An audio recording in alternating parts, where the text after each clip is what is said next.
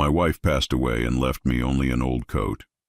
At the inheritance meeting, my son-in-law laughed. That's all you deserve. The 8 million go to me. But inside the coat's lining, I found something sewn in. A sealed envelope. When I read what was written, my eyes filled with tears. I'm glad to have you here. Follow my story until the end and comment the city you're watching from, so I can see how far my story has reached. I never thought my wife's funeral would become the scene of my greatest humiliation. Standing there in my worn black suit, watching as my daughter Sarah clung to her husband Randall's arm instead of mine, I felt more alone than I had in my 63 years of life. The lawyer cleared his throat, adjusting his wire-rimmed glasses as he prepared to read Ophelia's will. I expected the usual formalities, the house we'd shared for 40 years, our modest savings, maybe some jewelry for Sarah. What I didn't expect was the smirk that slowly spread across Randall's face as Mr. Henderson began to speak. To my beloved son-in-law, Randall Morrison, I leave the sum of $8 million, along with all investment accounts and properties. My knees nearly buckled. $8 million. I had no idea Ophelia had that kind of money. Where had it come from? When had she accumulated such wealth without telling me, her husband of 4 decades? And to my husband, Levi, the lawyer continued, his voice growing uncomfortably quiet. I leave my old winter coat, with hopes that it will keep him warm in the years to come. The silence in the room was deafening.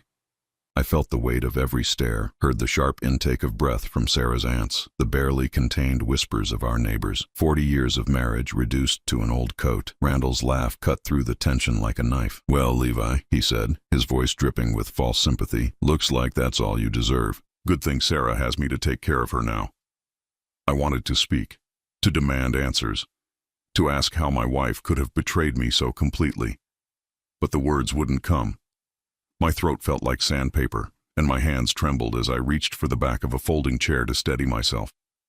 Sarah looked between us, her eyes red from crying, confusion written across her face. Mom always said Dad would be taken care of, she whispered, more to herself than to anyone else. Your mother was sick at the end, honey, Randall said smoothly, placing a protective arm around her shoulders. Sometimes people's judgment gets clouded. But don't worry. We'll make sure your father doesn't end up on the streets.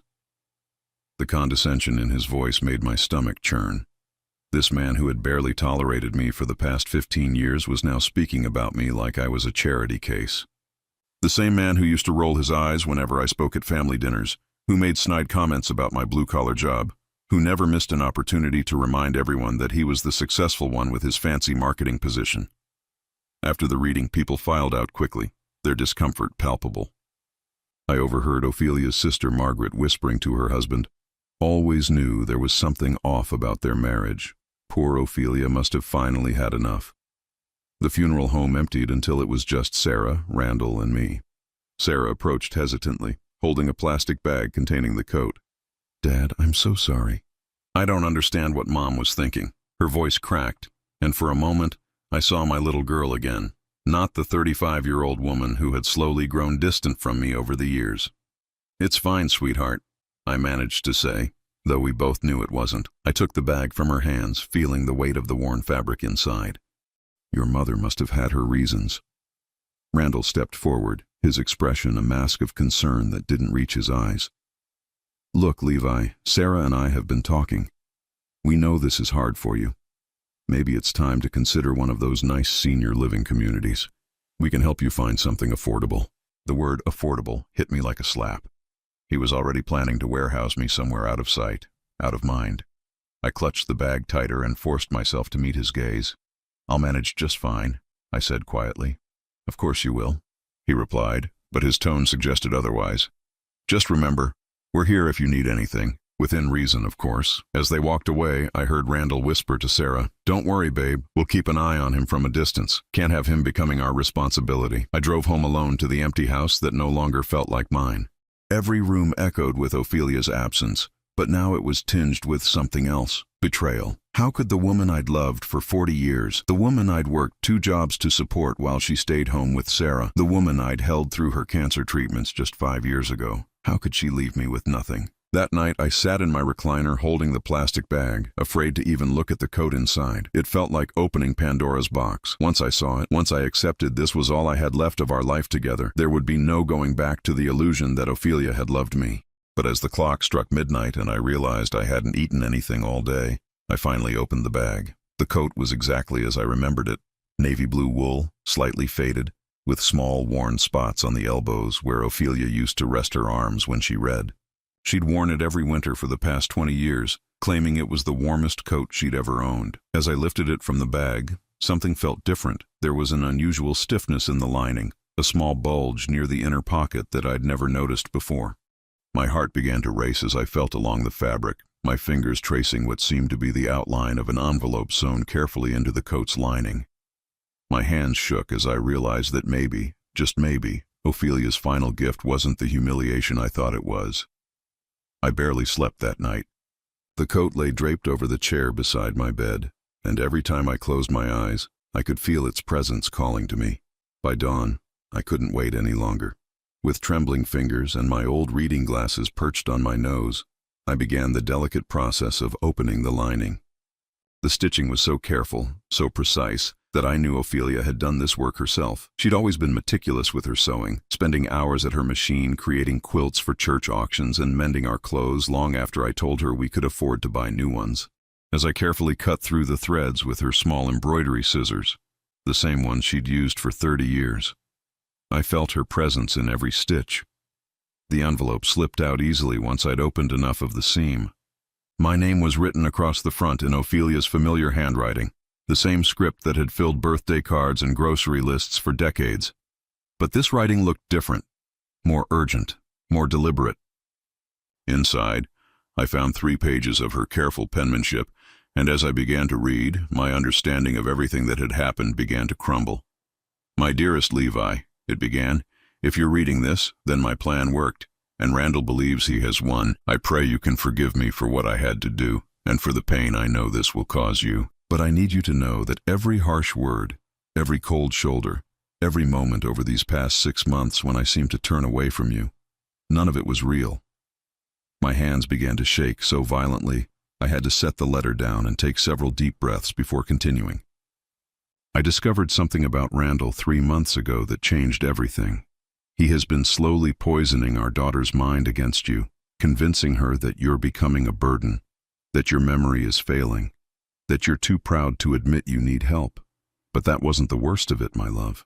I found out he has another family." The words hit me like a physical blow. Another family. I read the sentence 3 times before it sank in. "He has been married to another woman for 7 years. Her name is Jennifer, and they have 2 children together, a 6-year-old boy and a 4-year-old girl.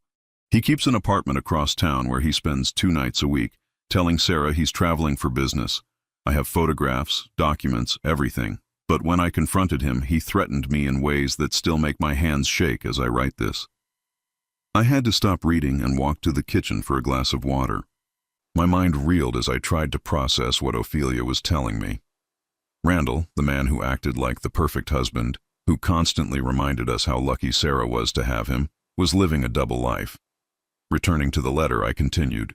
"He said that if I told Sarah the truth, he would have me declared mentally incompetent. He has been documenting every small mistake I've made, when I forgot where I put my keys, when I mixed up the grocery list, when I couldn't remember the name of Mrs. Patterson's new dog. He said he had enough evidence to convince a judge that I was losing my mind, and that he would make sure I spent my final years locked away in the worst state facility he could find." My chest tightened as I remembered those small moments Ophelia mentioned. I dismissed them as normal aging, the kind of minor forgetfulness that happens to everyone. But Randall had been watching, cataloging, preparing to use them as weapons. But he made a mistake, Levi. He got greedy. He said if I wanted to protect you, I needed to make sure he inherited everything. He believed that with $8 million, he could abandon Sarah and start fresh with his real family. He actually laughed when he told me his plan. He said Sarah was getting too old anyway, that Jennifer was younger and had already given him the sons he always wanted. I felt sick to my stomach. My daughter, my beautiful, kind-hearted daughter, was married to a monster who was planning to destroy her life for money. The letter continued. "I knew I had to protect both you and Sarah, but I also knew that if I simply told the truth, he would follow through on his threats.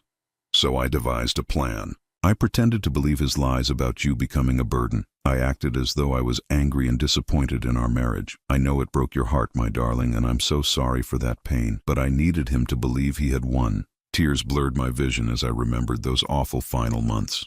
The way Ophelia had started speaking to me with barely concealed irritation, the way she'd brush off my attempts at affection, the way she'd sided with Randall whenever he made his cutting remarks about my age or my old-fashioned ways. I'd thought I was losing her to resentment and bitterness. Instead, she'd been protecting me. "The $8 million is real," the letter continued, "but it's not mine to give away.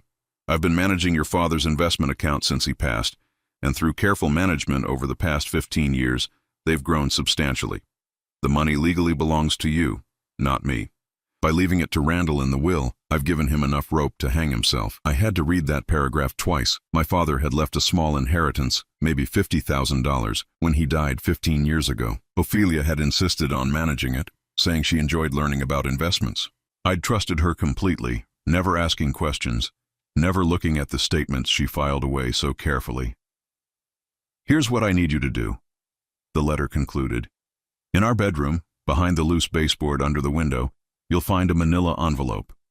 Inside are copies of all the legal documents proving the money is yours, along with photographs and evidence of Randall's second family. There's also a tape recorder. He doesn't know I've been recording our conversations for the past 2 months. His own words will convict him." The letter ended with the words that broke my heart and mended it at the same time. "I have loved you every day for 40 years, Levi Morrison. I loved you yesterday, I love you now, and I will love you from whatever comes next. Please forgive me for making you doubt that love, even for a moment. Everything I did was to protect you and our daughter. Now it's time for you to finish what I started. Make him pay for what he tried to do to our family. All my love always, Ophelia." I sat in my kitchen chair as the morning sun streamed through the windows, holding the letter against my chest and crying like I hadn't cried since I was a child. Ophelia hadn't betrayed me, she'd saved me, and now, armed with her final gift, I was going to save our daughter. I found the manila envelope exactly where Ophelia said it would be. My arthritic fingers struggled with the loose baseboard, but eventually it came free, revealing a hiding place I'd never known existed in 40 years of living in this house.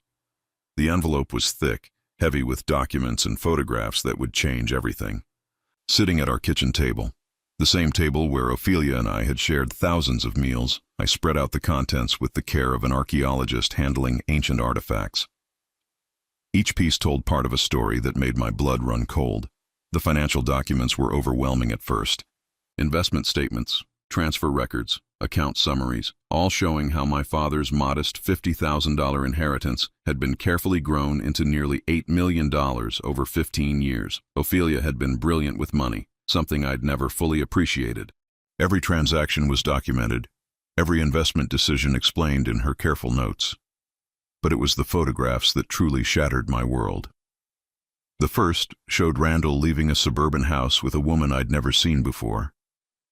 She was younger than Sarah, maybe late 20s, with blonde hair and a warm smile as she kissed Randall goodbye. 2 small children played in the yard behind them, a boy who looked exactly like Randall, and a little girl with his same dark eyes. More photos followed. Randall at a school play, sitting with this other family. Randall pushing the little girl on a swing at a park.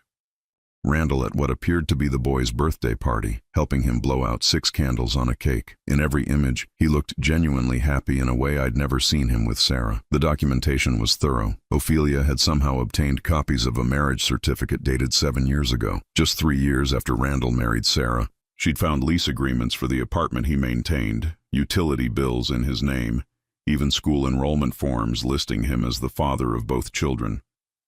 My hands trembled as I picked up a small digital recorder. A note in Ophelia's handwriting was taped to it. "Play this, but prepare yourself. His words will hurt, but Sarah needs to hear the truth." I pressed play with a heavy heart. Randall's voice came through clearly. "Look, Ophelia, I'm done pretending. Sarah's getting old, she's getting clingy, and frankly, she's becoming a liability. Jennifer is everything Sarah used to be. Young, beautiful, uncomplicated. And she's given me sons.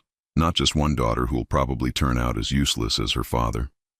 My wife's voice responded, shaky but determined. "What about your vows to Sarah? What about the life you've built together?" Randall laughed, a cold sound that chilled me. "What life?" Living in this boring suburb, pretending to care about her little teaching job, listening to her talk about having more kids when I already have the family I want with Jennifer. The only reason I stayed this long was because I knew there was money in this family eventually. And now, with you helping me get it, I can finally be free. And Levi? Ophelia asked. That old man has been dead weight for years. Sarah's too sentimental to see it, but he's just taking up space. Once I get the inheritance, I'll convince her to put him in a home. Hell, maybe I'll even help him along with a little accident. Heart attacks are so common at his age. I had to stop the recording. The casual way he talked about ending my life, about abandoning my daughter, about destroying everything we held dear, it was beyond evil. This man had sat at our dinner table, had taken our Christmas gifts, had called me Pops while planning to murder me. The recording continued. The beauty of it is that Sarah will never suspect a thing. She thinks I'm working late when I'm with my real family. She thinks those business trips are actually for business. She's so trusting, so naive. It'll break her heart when I leave, but she'll get over it eventually. Maybe she'll even find someone else. Though at 35, her options are getting limited. There were more recordings, each one revealing new depths of Randall's cruelty and manipulation. In one, he talked about how he'd been slowly poisoning Sarah's relationship with me, making comments about my age and declining abilities until she began to see me as a burden rather than her father. In another, he detailed his plans to use the inheritance money to start over with Jennifer, maybe move to California where no one knew about his first family. But the most devastating recording was the last one, where Ophelia confronted him directly about his threats against me. "You can't be serious about hurting Levi," she said. "I'm dead serious," Randall replied. "That old fool is standing between me and $8 million. If making it look like an accident is what it takes, then that's what I'll do. A fall down the stairs, a gas leak, maybe just the wrong medication mixed into his evening pills. Who's going to question it? He's 63. He's been under stress since you got sick. And everyone knows how these things happen to elderly men who live alone." My wife's voice was barely a whisper. "You're talking about murder. I'm talking about problem solving. And if you try to stop me, if you try to warn him or tell Sarah the truth, I'll have you declared incompetent so fast your head will spin. I've been documenting every little mistake you've made since the chemo. Memory problems, confusion, behavioral changes. It's all there. A judge will believe that cancer treatment affected your mind, and I'll be granted power of attorney over both you and Levi. Then you'll both disappear into the state care system, and Sarah will thank me for taking such good care of her aging parents." The recording ended there, but I could hear my wife crying softly in the background. She'd face this monster alone, knowing that one wrong move would doom both of us to whatever twisted fate he'd planned. I sat in the growing darkness of my kitchen, surrounded by the evidence of my son-in-law's betrayal, and felt something I hadn't experienced in decades, pure, righteous anger. This man had stolen 15 years of my daughter's life. He'd terrorized my dying wife. He'd planned to murder me for money that wasn't even his to claim. But Ophelia had been smarter than him. She'd played along with his demands while secretly documenting everything. She'd made him believe he'd won while carefully constructing his downfall. And now, armed with her evidence and her love, I was going to finish what she'd started. The phone rang, startling me from my thoughts. Sarah's number appeared on the caller ID. "Hi, Dad." Her voice sounded strained. "I just wanted to check on you. Are you doing okay with everything?" For a moment, I almost told her everything right then. But I remembered Ophelia's careful planning, her warnings about how Randall might react if cornered. My daughter was still in danger, still living with a man who'd planned to abandon her after stealing millions of dollars.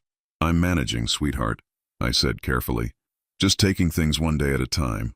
"Good," she said, but I could hear the uncertainty in her voice. "Dad, I need to ask you something. Randall thinks maybe we should talk about your living situation. He's worried about you being alone in that big house." My jaw clenched.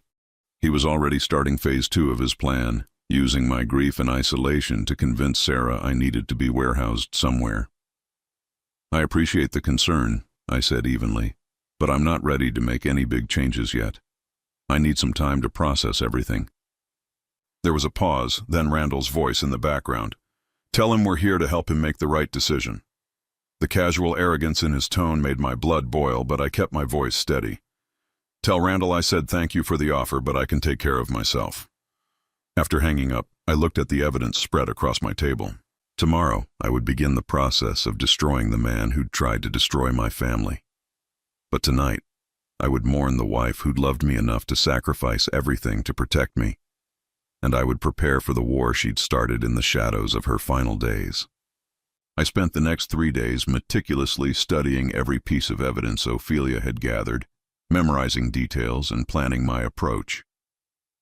But what I discovered on the 4th day changed everything I thought I knew about my wife's final months. Hidden beneath all the other documents was a small leather journal I'd initially overlooked. Inside, Ophelia had documented not just Randall's threats and schemes, but her own brilliant counter-strategy. Reading her careful notes, I realized that everything, even her apparent betrayal of me in the will, had been calculated to give Randall exactly what he needed to destroy himself. Day 62. One entry read, "Randall is getting impatient. He keeps asking when I'll change the will. I told him I need more time to make it look natural, that sudden changes might raise suspicions with the lawyer. The truth is, I need more time to document his threats. Each conversation gives me more evidence of his true intentions." Another entry made my breath catch. Day 78. I caught Randall going through Levi's medicine cabinet today. He claimed he was looking for aspirin, but I saw him examining Levi's heart medication. Tonight, I'm moving all of Levi's pills to a lockbox in our bedroom. I won't give this monster the chance to hurt my husband. My wife had been protecting me in ways I'd never even realized. While I'd been nursing hurt feelings over her cold behavior, she'd been standing guard over my life every single day. But it was the final entry that revealed the true genius of her plan. Day 91. Tomorrow I'll sign the fake will that leaves everything to Randall. Mr. Henderson thinks I'm making a terrible mistake, but I've sworn him to secrecy about the real will that's locked in our safety deposit box, the one that leaves everything to Levi as it should be. Randall believes the fake will makes him rich, but it actually makes him a thief. The moment he tries to claim money that legally belongs to Levi, he'll be committing fraud, and with all the evidence I've gathered about his bigamy and his threats against us, he'll go to prison for a very long time. I sat back in amazement. Ophelia hadn't just protected me. She'd created an elaborate trap that would spring shut the moment Randall made his move. The $8 million he thought he'd inherited didn't legally belong to him, making any attempt to access it a federal crime, and she'd documented every step of his plan to steal it. The phone rang, interrupting my thoughts. Sarah's number again. "Dad, I need to talk to you." Her voice sounded different, strained and worried. "Can I come over? Alone?" Something in her tone made my pulse quicken. "Of course, sweetheart. Is everything okay? I'll be there in 20 minutes, and Dad, don't tell Randall I called." After she hung up, I quickly gathered all the evidence and locked it safely away. If Sarah was coming alone, if she was asking me to keep secrets from her husband, then maybe Ophelia's plan was already working. Sarah arrived looking haggard, dark circles under her eyes and her hair pulled back in a messy ponytail. She'd always been meticulous about her appearance, just like her mother, so seeing her this disheveled worried me.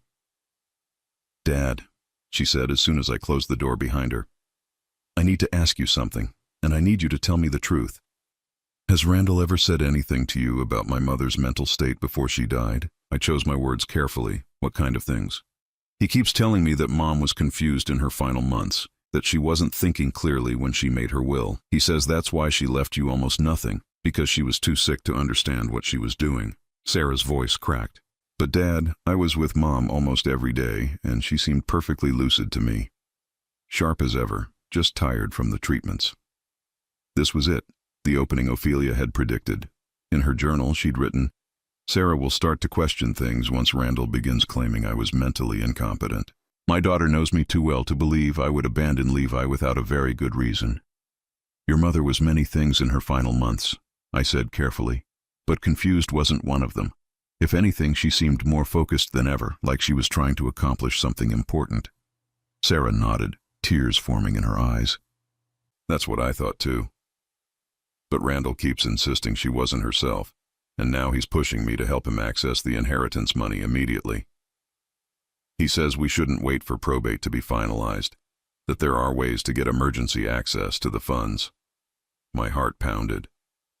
This was exactly what Ophelia had predicted. Randall would be so eager to claim his stolen fortune that he'd try to bypass normal legal procedures, creating additional evidence of fraud. "Sarah," I said gently, "why are you asking me these questions? Has something happened?" She broke down then, sobbing into her hands like she had as a child. "I think something's wrong, Dad. Really wrong. Randall's been acting strange ever since the will was read. He's been making phone calls at all hours, leaving the house at weird times. And yesterday I found plane tickets to California in his jacket pocket. When I asked him about them, he said they were for a business trip he'd forgotten to mention. Maybe it really is business, I suggested, though we both knew that wasn't what she believed. That's what I thought too, until I saw the names on the tickets. There were 4 tickets, Dad. 4. 2 adult tickets in Randall's name and someone called Jennifer Morrison, and 2 children's tickets for kids named Marcus and Emma Morrison. The room fell silent except for Sarah's quiet crying. She discovered Randall's second family on her own, just as Ophelia had known she would. My wife had understood that Sarah was too smart, too observant to be fooled forever. "Sarah," I said softly, "what do you think those tickets mean?" She looked up at me with red, swollen eyes. "I think my husband has another family. I think he's been lying to me for years. And I think Mom knew about it." I felt a surge of pride in my daughter's intelligence and strength. Even in her pain, she was putting the pieces together just as her mother had hoped she would. "What are you going to do?" I asked.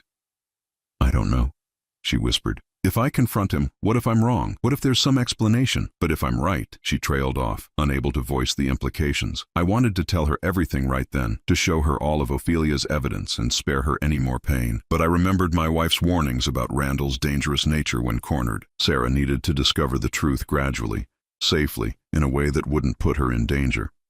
"Maybe you should talk to someone," I suggested. "A professional, someone who could help you figure out what these signs mean." She nodded slowly. "I've already called a private investigator. He's going to look into those names on the tickets, see if there's a connection to Randall. That's smart, sweetheart, very smart." As she prepared to leave, Sarah turned back to me. "Dad, I'm sorry about the will, about Mom leaving you so little. It doesn't make sense to me, and if I find out that Randall somehow influenced her decision." She left the threat unfinished, but her meaning was clear. After she left, I sat in my living room feeling a complex mixture of emotions. Grief for Ophelia, who had died carrying the weight of Randall's threats alone. Pride in Sarah, who was showing the same strength and intelligence that had made me fall in love with her mother. And anticipation, because I could feel the walls closing in around Randall. He had no idea that his careful plans were unraveling, that his victims were fighting back, or that his greatest threat wasn't the elderly man he'd planned to murder, but the dying woman who had outmaneuvered him at every turn. The trap was closing, just as Ophelia had designed it. And soon, very soon, Randall Morrison would discover that underestimating the women in my family had been the biggest mistake of his life. The private investigator Sarah hired worked faster than either of us expected. Within a week, she had a thick folder of evidence proving what we already suspected. Randall had been living a double life for 7 years. Jennifer Morrison wasn't just his mistress, she was his legal wife, making his marriage to Sarah a complete fraud. Sarah called me on a Tuesday evening, her voice hollow with shock. "Dad, can you come over? I need to show you something, and I need you here when I confront Randall." I arrived at their house, the house I'd helped them buy 15 years ago with money from my savings, to find Sarah sitting at her kitchen table surrounded by photographs and documents. She looked like she'd aged 10 years in the past week. "Look at this," she said, sliding a marriage certificate across the table. "Randall married Jennifer Morrison 2 months before he married me. Dad, I'm not even his real wife. Our entire marriage has been a lie." I sat down heavily beside her, pretending to see the documents for the first time. The private investigator had been thorough. There were photos of Randall's second home, school records for his children, even evidence of joint bank accounts he maintained with Jennifer. "There's more," Sarah continued, her voice breaking. "He's been supporting them financially for years. The money he told me he was investing for our future, he's been spending it on another family. We're broke, Dad. The house is mortgaged to the hilt, our savings are gone, and meanwhile he's been planning to abandon me with $8 million from Mom's will." Before I could respond, we heard the front door open. Randall's voice called out cheerfully, "Sarah, honey, I'm home." "Sorry I'm late. Client meeting ran over." Sarah and I exchanged glances. She took a deep breath and called back, "We're in the kitchen, Randall. My father's here." He walked in still wearing his fake smile, but I saw it falter when he noticed the documents spread across the table. His eyes darted from Sarah's tear-stained face to the marriage certificate lying in plain view, and I watched as his mask of deceit finally slipped. "What's all this?" he asked, his voice tight. Sarah stood up slowly, holding the marriage certificate. "This is your real marriage certificate, Randall. The one to Jennifer Morrison, dated 2 months before you married me." The color drained from his face. For a moment he said nothing, and I could almost see his mind racing as he tried to find a way out of the trap closing around him. "Sarah, I can explain," he started, but she cut him off. "Explain what? Explain how you've been married to another woman for 7 years? Explain how Marcus and Emma Morrison are your children? Explain how you've been stealing from us to support another family while planning to abandon me with my mother's money?" His expression shifted then, the pretense of caring dropping away entirely.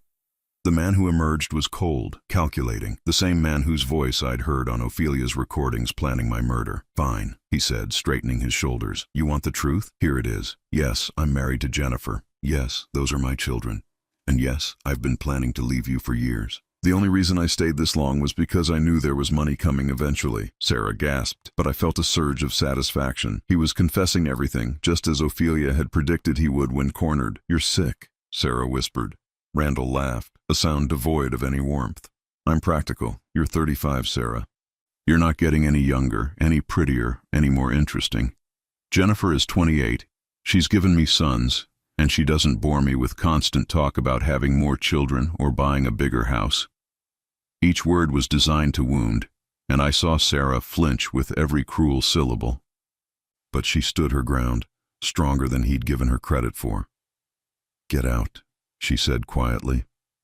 "Oh, I'm leaving," Randall replied. "But I'm taking what's mine first. That $8 million your mother left me? I've already started the paperwork to claim it. By tomorrow, I'll have access to the accounts, and by next week, I'll be in California, starting my real life with my real family." This was the moment I'd been waiting for. I stood up slowly, feeling every one of my 63 years, but also feeling the strength that comes from righteous anger. "Actually, Randall," I said quietly, "you won't be taking anything." He turned to me with contempt. "Stay out of this, old man. This doesn't concern you." I reached into my jacket pocket and pulled out a thick envelope. "Oh, but it does concern me. You see, that $8 million was never Ophelia's to give away. It was mine." His confident expression flickered. "What are you talking about?" I opened the envelope and spread the real financial documents across the table. "These are the real investment records, Randall. The money came from my father's inheritance, which Ophelia managed for me over the past 15 years. She never owned it. She just grew it. Every dollar legally belongs to me." His face went white as he stared at the documents. "That's impossible. The will clearly states—" "The will you saw was fake," I continued. "Ophelia knew you were pressuring her to leave everything to you, so she had our lawyer create a false document to satisfy you. The real will leaves everything to me, as it should." Sarah looked between us in confusion. "Dad, how did you know about the fake will?" I pulled out Ophelia's letter and handed it to her. "Your mother left me more than just an old coat, sweetheart. She left me the truth about everything." As Sarah read, her expression shifted from confusion to amazement to fury. When she finished, she looked at Randall with pure disgust. "You threatened to kill my father," she said, her voice deadly calm. "You planned to murder him for money that wasn't even yours to inherit." Randall's composure cracked completely. "You can't prove any of that. It's just the ramblings of a sick woman." I pulled out the digital recorder. "Actually, we can prove it. Ophelia recorded every conversation you had with her over the past 2 months. Would you like to hear yourself planning my murder?" The blood drained from his face as I pressed play. His own voice filled the room, casual and cold as he discussed the various ways he might kill me. Sarah listened in growing horror, her hand over her mouth. When the recording ended, Randall looked like a cornered animal. "You're bluffing. You wouldn't dare use those recordings. They were made without my consent. They're inadmissible in court." "Maybe," I agreed, "but they're not inadmissible in the court of public opinion. I wonder what your employer would think about these recordings. What Jennifer would think when she discovers you've been planning to murder an elderly man for money. What your children would think when they're old enough to understand." His jaw worked silently as he realized the trap he'd walked into. Every move he'd made, every threat he'd uttered, every cruel plan he'd hatched, all of it had been documented by a woman he'd underestimated. "You want to know the beautiful part?" I continued. "The moment you try to claim that inheritance, you'll be committing fraud. The money legally belongs to me, not you, so not only will you lose everything, you'll go to prison for trying to steal it." Sarah stood up and walked to the kitchen drawer, pulling out something I couldn't see. When she turned around, she was holding a set of keys. "These are the keys to your car," she said, tossing them at Randall's feet. Get out of my house. Get out of my life. And if you ever come near my father or me again, I'll make sure those recordings find their way to every person you care about." Randall looked between us, realizing he'd lost everything. The money, the respect, the carefully constructed lies that had supported his double life. All of it was crashing down around him. "This isn't over," he said, but his voice lacked conviction. "Yes," I said firmly, "it is. Ophelia made sure of that before she died. You lost this war before you even knew you were fighting it." He picked up his keys with shaking hands and headed for the door. At the threshold, he turned back one last time. "You'll regret this. Both of you." Sarah looked at him with the strength I remembered from her childhood, when she'd stood up to playground bullies twice her size. "The only thing I regret," she said, "is wasting 15 years of my life on someone who was never worthy of it." After he left, Sarah and I sat in the sudden silence of her kitchen, processing what had just happened. My daughter, my strong, intelligent daughter, had faced down the man who'd been destroying her life and emerged victorious. "Dad," she said finally, "I'm so sorry for not seeing what he was, for letting him treat you badly, for believing his lies about Mom." I reached over and took her hand. "You have nothing to apologize for, sweetheart. He fooled all of us for a long time. But your mother saw through him, and she made sure he'd pay for what he tried to do to our family." Outside, we heard Randall's car start and pull away. As the sound faded, I felt a weight lifting from my shoulders, a weight I'd been carrying since the day of Ophelia's funeral. My wife's final gift hadn't been betrayal or abandonment. It had been justice, served with the patience and precision that only a woman who'd loved us for 40 years could have managed. 6 months later, I stood in the garden behind our old house, the house that now truly belonged to Sarah and me, watching my daughter plant roses in the spot where Ophelia had always dreamed of having a flower garden. The legal battles were over. Randall's threats were empty memories, and for the first time since my wife's death, I felt at peace. The aftermath of that confrontation had unfolded exactly as Ophelia had predicted. Within days of Randall's departure, Sarah filed for divorce, and the private investigator's evidence made it an open and shut case. Randall's bigamy meant their marriage had never been legal, so there was no question of alimony or shared assets.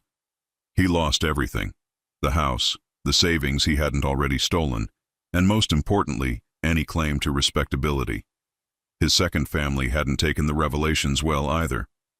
When Jennifer discovered that Randall had been married to another woman for 15 years, that he'd been planning to abandon Sarah only after stealing $8 million, and that he'd threatened to murder an elderly man, she took their children and moved back to her parents in Oregon.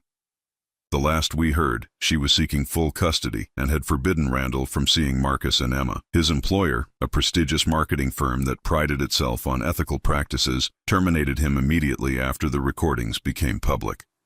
Apparently, planning to murder your wife's father for money violated their moral standards clause. He'd been forced to take a menial job in another state, far from both of the families he'd destroyed. But the most satisfying consequence came when he actually tried to claim the inheritance. Despite knowing it was fraud, despite knowing we had evidence of his crimes, his greed overcame his caution. He hired a shady lawyer and attempted to file legal papers claiming the $8 million. The moment those papers were submitted, federal prosecutors charged him with attempted fraud. He was currently serving 18 months in minimum security prison, which gave us all the time we needed to rebuild our lives without looking over our shoulders. "Dad," Sarah called from where she knelt among the rose bushes. "Come look at this." I walked over to find her holding a small metal box tarnished with age. I found it buried right here, under what looks like an old rose bush. There's an inscription. She handed me the box and I read the faded engraving. "For Levi, with all my love. Ophelia, 1983, our first wedding anniversary." I'd completely forgotten about this time capsule we'd buried together, full of young dreams and promises for the future. Inside, we found photos of our early years together, love letters Ophelia had written but never given me, and a list of goals we'd made as newlyweds. Travel to Ireland, buy a bigger house, raise children who know they're loved, grow old together without regrets. At the bottom was a sealed envelope with my name on it, but in recent handwriting, Ophelia's hand from her final months. She must have dug this up and added to it. Sarah whispered. With trembling fingers, I opened the envelope and found one last letter from my wife. "My darling Levi," it began. "If you're reading this, then my plan worked, and you and Sarah are safe. I'm writing this on what I know will be one of my last good days, and I wanted to leave you something more than just evidence and anger. I wanted to leave you peace. I know these past months have been hard on you. I know my coldness hurt you, and I know you wondered if I'd stopped loving you. But every harsh word, every distant look, every moment I seemed to push you away. It was all to protect you from a monster who wanted to destroy our family. By now you know the truth about Randall, about his other family, about his plans for both of us. You also know that I was never really sick with dementia, never really confused or bitter. I was just a woman fighting for the people she loved most in the world. The $8 million is yours now, as it always should have been. But more than that, Sarah is free. She's free from a man who never deserved her, free to find real love, free to build the life she was always meant to have. And you, my darling, are free from the threat that kept me awake so many nights those final months. I want you to use this money to live fully, travel to Ireland like we always planned, buy that bigger house if you want it, or keep our little home and fill it with grandchildren someday. Help Sarah rebuild her life. Most importantly, don't spend your remaining years grieving for me. I lived 40 beautiful years as your wife. I got to raise a daughter with you, to build a life with you, to love and be loved by the best man I've ever known. That's enough happiness for any lifetime. Now it's time for you to find new happiness, new adventures, new reasons to smile every day. Take Sarah with you on some of those adventures. She needs to remember how to laugh again, how to trust again, how to believe in good people after being married to such evil. And Levi, thank you. Thank you for 40 years of being exactly the man I fell in love with. Thank you for trusting me even when you didn't understand what I was doing. Thank you for being the kind of father who raised a daughter strong enough to fight back when she finally saw the truth. I'm not really gone, you know. I'm in every rose that blooms in this garden, in every family dinner where Sarah smiles, in every moment you remember that you are loved. Death can't touch that kind of love. It's forever. Live well, my darling. Live fully, live happily. And remember that the woman who loved you for 40 years is cheering you on from wherever love goes when it leaves this world. All my love, always and forever, Ophelia. I read the letter twice before the tears made it impossible to continue. Sarah put her arm around my shoulders and we sat together among the roses, crying for the woman who'd saved us both and celebrating the future she'd made possible. That evening, I made 2 phone calls. The first was to a travel agency to book 2 tickets to Ireland, one for me and one for Sarah. It was time to fulfill at least one of the dreams Ophelia and I had shared. The second call was to our old pastor, asking if he could recommend a grief counseling group, not because I was drowning in sorrow, but because I wanted to help other people who were struggling with loss. I had learned something valuable about love and sacrifice, and the strength that comes from fighting for your family. Maybe I could help others find their own strength. A year later, Sarah met David, a kind widowed teacher who treated her with the respect and gentleness she deserved. Watching them together reminded me of Ophelia and me in our early years, the way they looked at each other, the way they laughed together, the way he listened when she talked about her dreams for the future. I gave Sarah $2 million as a wedding gift, enough to buy a house and start fresh. The rest of the money I split between investments for my future and donations to causes Ophelia had cared about. Cancer research, domestic violence shelters, and programs for elderly people who'd been abandoned by their families. I kept the old coat, of course. It hangs in my closet now, a reminder of the greatest gift anyone has ever given me, not the money hidden in its lining, but the proof that I was loved completely, unconditionally, and without reservation by a woman who was braver and smarter than I ever knew. Sometimes, on quiet evenings, I take out Ophelia's letters and read them again, not out of sadness, but out of gratitude. She taught me that love isn't always gentle. Sometimes love is fierce, protective, willing to appear cruel in order to save what matters most. Randall had thought he was playing a game against weak, defenseless people. He never understood that he was actually facing Ophelia Morrison, a woman who would go to any lengths to protect her family. He never realized that underestimating the quiet strength of a devoted wife and mother would be his downfall. As I write this, sitting in the garden, Sarah and I planted together, surrounded by roses that bloom brighter every year, I can almost hear Ophelia's voice in the wind. She's telling me she's proud of how everything turned out, proud of Sarah's happiness, proud of my strength in fighting back. And I can hear her laughing, that wonderful laugh I fell in love with 40 years ago, as she contemplates the perfect justice of her plan. The man who tried to steal our family's future ended up with nothing, while the people he meant to destroy inherited not just money, but freedom, peace, and the knowledge that we are capable of protecting what we hold dear. The greatest inheritance Ophelia left me wasn't $8 million. It was the understanding that real love never gives up, never stops fighting, and never ever surrenders to evil. That's a legacy worth more than any fortune, and it's one I'll carry with me for whatever years I have left. In the end, Randall was right about one thing. It really was all about family. He just never understood what that word actually means. Now I'm curious about you who listened to my story. What would you do if you were in my place? Have you ever been through something similar? Comment below. And meanwhile, I'm leaving on the final screen 2 other stories that are channel favorites, and they will definitely surprise you. Thank you for watching until here.